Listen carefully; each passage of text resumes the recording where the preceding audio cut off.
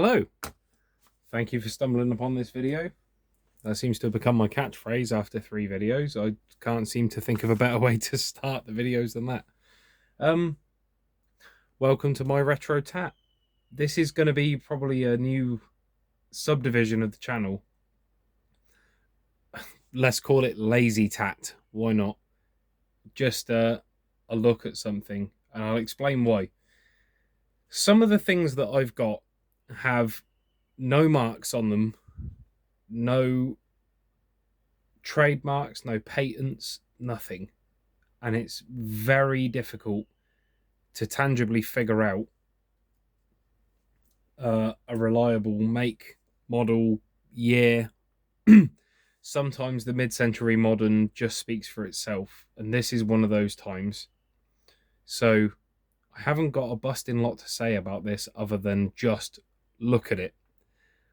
And I hope that's something that resonates with you guys, because after all, one of the things that drew me to mid-century modern anything is the stunning simplicity, and I think you'll get that with this.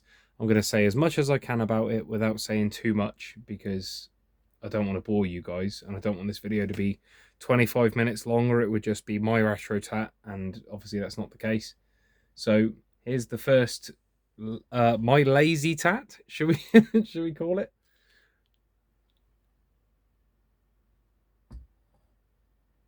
Could I have messed up that framing any more?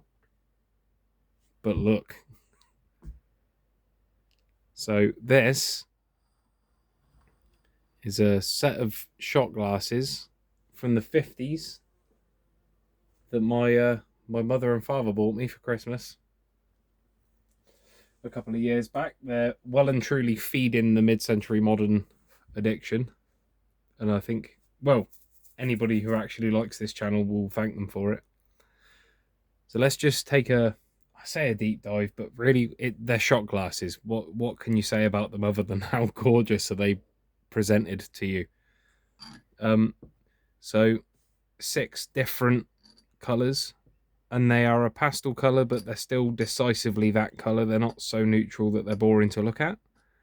But one of the things that I love most about these glasses is not the glasses, it's the frame.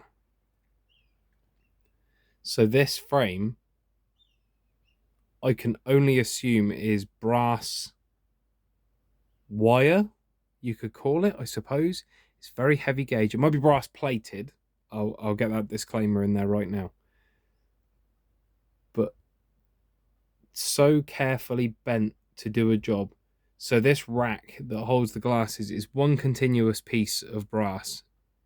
Beautifully folded, beautifully symmetrical.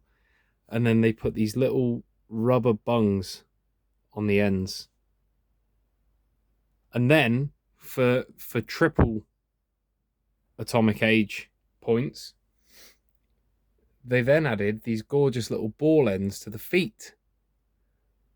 Now, to me, this is the sort of thing that's missing from modern styling, because they try and copy this stuff, but it's always attached to an item that's far more complicated than anything back in that age ever was. The whole point back then was function and then form. Form following function, you could say, if I had half a brain and hadn't had most of a good sized Negroni. It's a functional item that looks gorgeous by just doing what it's meant to do. They're ever so tiny that I think they look brazed. They don't look to be part of the mother material. I think they're just brazed together, and they would need to be no more than that, really. Brazing would be absolutely adequate. They're only holding up a few shot glasses, but I just thought that was so lovely. Everything's functional. This is the handle, and it's a loose fitting piece. I don't want to push my luck with it, but it looks like a piece of thermoplastic almost. It is stretchy to some degree. Again, I wouldn't want to push my luck and break it, but just gorgeous. And then the glasses. Now these are lovely. And unfortunately, I have to confess to you, I've never actually taken a shot out of these, and my daughter is about to go mental at me because she decided which order these went in the rack at, and I've just took them out, and then I've mixed them up, so she's going to have to figure that out again.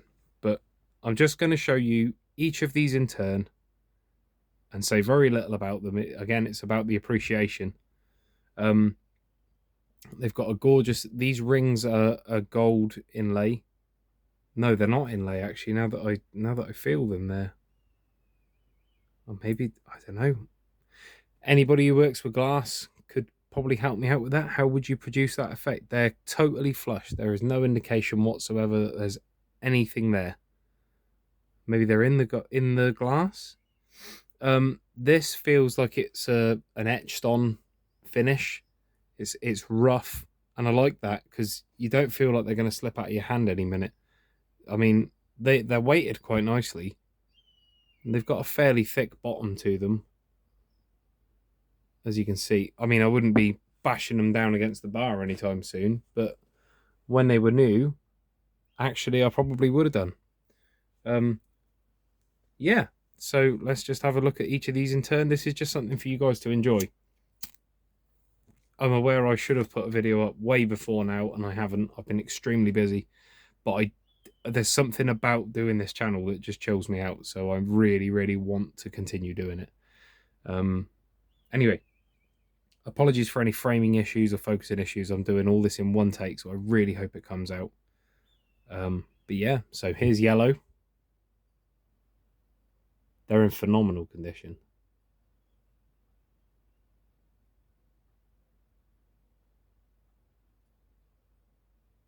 What's very strange to me is that they're very concentric. There's no warping. I could rotate this on my lathe and probably not notice any deviation. The lathe is another MyRetroTat video waiting to happen. I've got a 1947 Myford ML7 that I was given by a chap. It had been sitting for many years. Yeah, here's green. I just think that's so beautiful. Look at the tech. I don't know if you can hear this.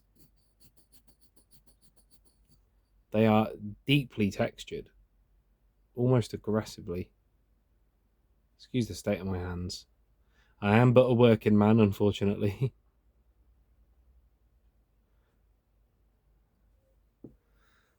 The pink's one of my favorites, actually. It's a very delicate pink. It reminds me of the come on camera.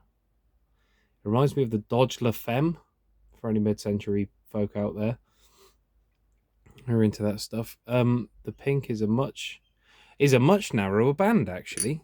I've never noticed that before. When you hold the two together, look, the pink is a narrower. Just a manufacturing inconsistency, I presume. But come on, yeah. It's a beautiful pink, though. They don't make pinks like this anymore. They always have to make a point of pink nowadays, and I think it's one of the reasons that pink's gone out of fashion. Is it's so pink now. It's a colour that clashes with everything, whereas back in the 50s, pink worked with everything. They just nailed the shades. This is a blue very similar to the bench. In fact, it almost blends in with the bench. The non-dirty spots, anyway. There's blue. Come on. Hello. I'm really struggling with this new phone, I'm afraid, folks. I'm sorry about that. The camera is hopeless. I could zoom in to Cheltenham from Oxfordshire, but try getting it to focus 6 inches away, and it's just a nightmare. But yeah, they're just beautifully concentric, very nicely made. No flaws in the glass whatsoever. They're absolutely perfect. And another, I suppose this would be an aqua. My wife's going to kill me because I probably got the colour wrong, but I'd say this is an aqua colour. I'm learning, I'm a bloke. I either see blue, purple, pink, green, or red, yellow. But apparently this is an aqua colour. But again, that solid, grippy center. These are 60 years old at least, and I'm not worried about dropping them. They don't feel like something that's going to slip out of your hand and smash.